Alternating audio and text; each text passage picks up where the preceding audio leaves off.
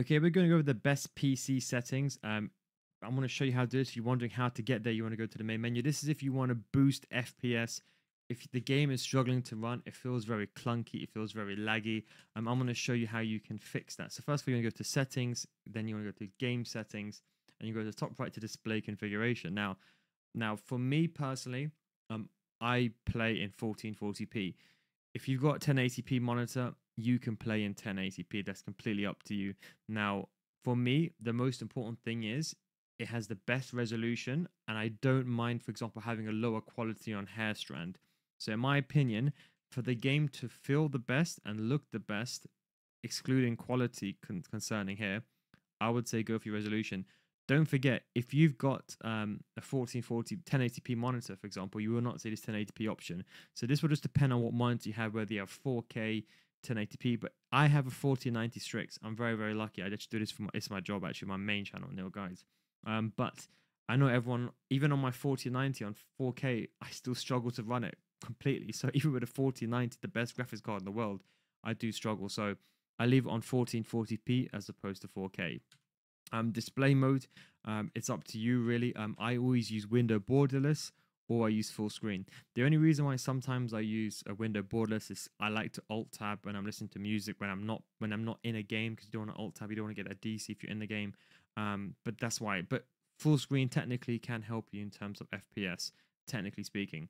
Now refresh rate. Now, in case you're wondering, I have a 144 hertz monitor, but this is actually grayed out for me. So if you have a 144 hertz monitor and you're wondering why is this grayed out, what you want to do is you want to go to your desktop, NVIDIA settings, or whatever graphics card you have, and make sure you're on your display settings that your monitor is turned to 144 hertz. If that's, and once it's done, if it's going to be still show grayed up, you have to Google this. Go on Google and type in FC setup. There's a whole tutorial out there. You have to basically go open that FC setup in Notepad and change the refresh rate yourself.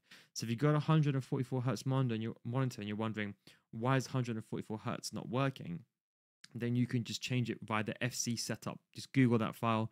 It can help. Now, in case you're wondering why have I done it, for me, okay, look, I'm not going to lie. The better the refresh rate, the more smoother the game feels. There's no doubt about that. But me personally, because I upload on YouTube, they don't show in 144 hertz, 144 FPS is not going to make a difference for me when I'm uploading content. But when I'm playing, I do 144 hertz. But for me, I rather have 60, for example, here, and then I can tinker with this and make this 144 after. So if you want the best FPS, you could argue technically you can go for 60 FPS. I think you don't really want to be going below that. 30, I think, is a bit too much. Maybe if you're playing a cinematic game, but definitely not FC. The frame rate lock, again, I like to match them. It's completely up to you. If you are going to go 144 hertz, because there's only 120 hertz, if you are going to go 144 hertz, you can go no limit on FPS. But if you are multitasking, you've got things like Google Chrome in the background. Look, I've got a 4090, I think mine's 12-core processor, overclocked, and even sometimes my game lags as well. So be careful when you go no limit on FPS. So I would say try to match it. For example, I'm using 6060, but if you 144 hertz monitor, you can go, for example, 120. But I would just say try to ideally match this. Vertical sync, I leave it on. It does depend also on your monitor. But I ideally would rather lock the frame rate to the refresh rate. I'm not going to go into G-Sync and all that stuff for this video. Dynamic adjustment scale, I have this on. Now, cutscene quality. Now, this, for me personally, I put on half frame rate. Look, I don't care about the cutscene. Some people argue a cutscene, like let's say you're playing career mode, it's not the end of the world, because in career mode, you see a cutscene, then you play the game. I personally just leave this on half frame rate, if you're asking me. Personally speaking, just so I can increase the amount of FPS, especially when I'm loading into a game. Any form of cutscene, I just don't care if it looks good or not. Strand hair, same thing again. I leave this on off. As I said, I'd rather maximize the resolution. And if you're talking about the best FPS boost, technically speaking, in theory, this should all be on low. So all these should be on low. So strand hair, rendering quality, everything here is on low, technically speaking. Now, motion blur. Now, this is actually a very interesting one. I was reading up on settings. I'm actually notoriously, I'm actually a PS5 player, and I have every console for this is my job. I've got a Nintendo Switch. I do coaching, so I've got every console. But what I've done is someone suggests me turn motion blur quality on. Apparently, this helps a lot with input lag. I can't say for sure, but you know what? Try it, give it a go. You can test it before and after. But I know people leave this on off, but apparently motion blur, maybe because it doesn't render the full image when it blurs it. I don't know exactly how that works. I'm not going to comment on it, but apparently motion blur helps. Can't say for sure. Then we're going to go over here to visual. Now, there's a couple of things you want to change here now. Now, for visual, now, in my opinion, the play styles plus over. So let's say if your player has a technical play style or finesse shot play style, you see that gold icon above their head. I leave this on off. And for example, all these things like the precision parts, I leave that one on actually, to be honest. But like everything else, I've turned it off. For example, like I don't want, for example, hypermotion inside overlays. Now, apparently, this is causing more stress when you're loading into the game. Currently, there's a little bit of a glitch. So when you go into a game, you see those little AR augmented reality circles around the player showing the stats. You can't turn that off as of the date of this video. Hopefully, I think they'll turn off. But yeah, I've just turned all this off. Because when I do tactical chalkboard, sometimes the game might lag. So all this nonsense, basically, like display on stoppages, I just turned them all off. I don't want tactical suggestions. I don't want them to tell me, oh, I'm losing. Do you want to change it up? Everything is on off. And of course, the measurement system, depending on what you want to use, imperial or metric. That's the one thing that you can do. Now, one thing I want to talk about is under gameplay settings. Scroll down. Now, apparently, people say the reaction time modifier, this one over here, turn on off.